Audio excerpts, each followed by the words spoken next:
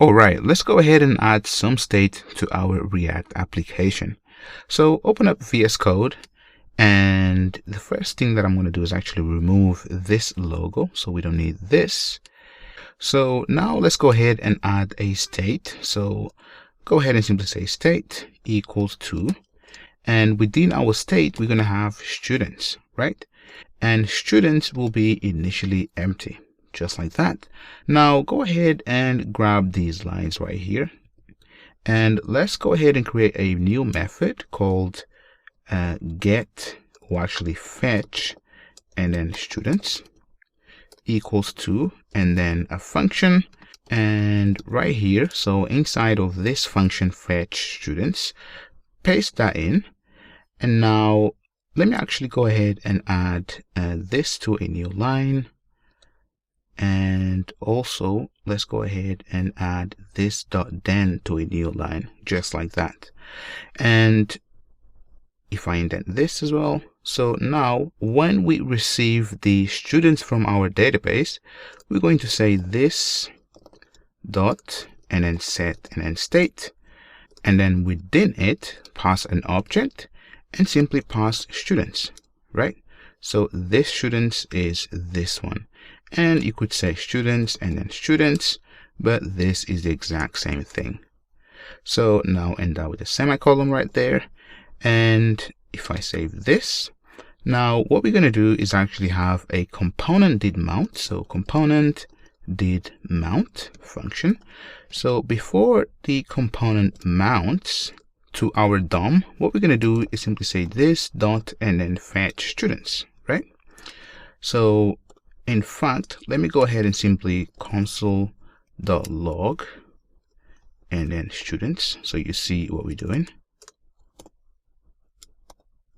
So if I save this, go back to Chrome, and if I refresh, you can see that every time the component mounts, we simply fetch the students from our backend right here, right? So we have two students.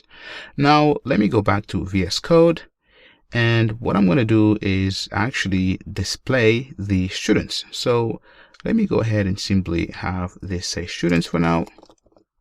Now go ahead and simply say if, and then students. So simply say students here.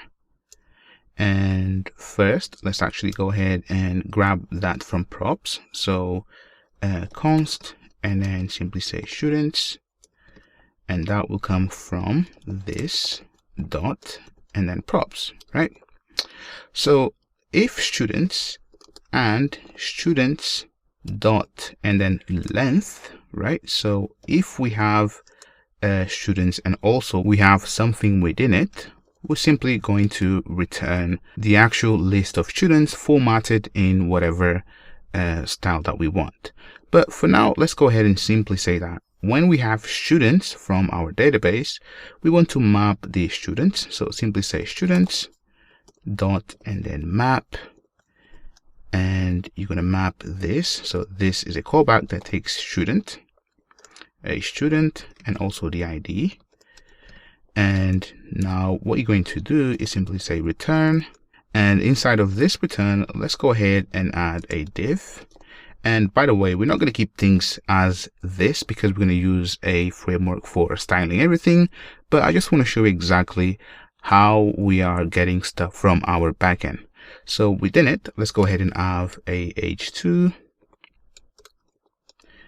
and then within h2, let's actually say student dot and then student and then ID. So just let me show you exactly what we're doing. So we have these fields, right? So we have student ID, last name, gender, email, and first name. So we're just grabbing those. And now let's actually go ahead and have, for example, a p tag, right? So simply say student dot and then first name. Let's also grab the last name, the actual gender,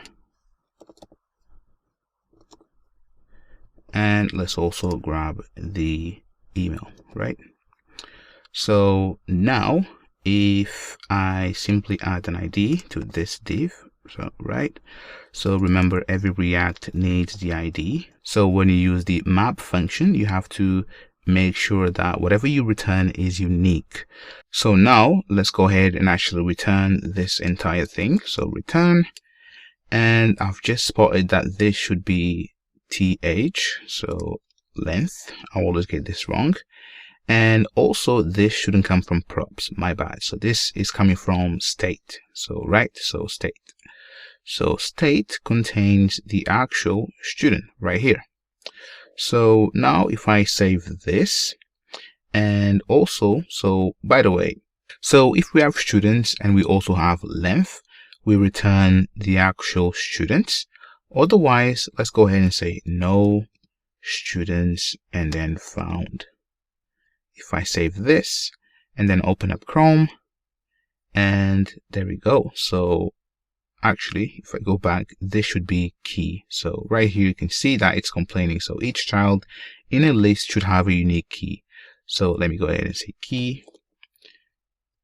And then let me also change this to key, right? Oh, actually, this is index, by the way. And this is index. Save that, go back to Chrome. You can see that the error went away. And there we go. So we have the students coming from the database. And we have James and then Boz and D. So this is a typo. But yeah, there we go. You can see that we have Eliza, Tamara, and she's female. And James Bond is a male. And you can also see their email right here. So let me go ahead and fix the actual typo in our backend. So this should be James and then Bond, just like that. If I restart the server,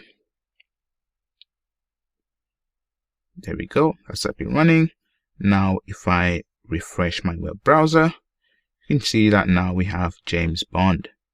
So one more thing, so if I now, for example, so right here, let's go ahead and comment this out. So let's go ahead and comment these two students. So I'm going to comment it out and then save that, restart the server, and then go back to Chrome. And if I refresh, you can see that we have no students found. And there we go. So you now know that this is working beautifully. So I'm just going to uncomment that out for now. And next, let's go ahead and add a UI framework that will allow us to have things much beautiful. So if I refresh, oh, actually I need to restart my server right here. So go back to Chrome and then refresh. There we go. So yeah, so next let's go ahead and add a UI framework that will allow us to have things more beautiful displayed in our web app.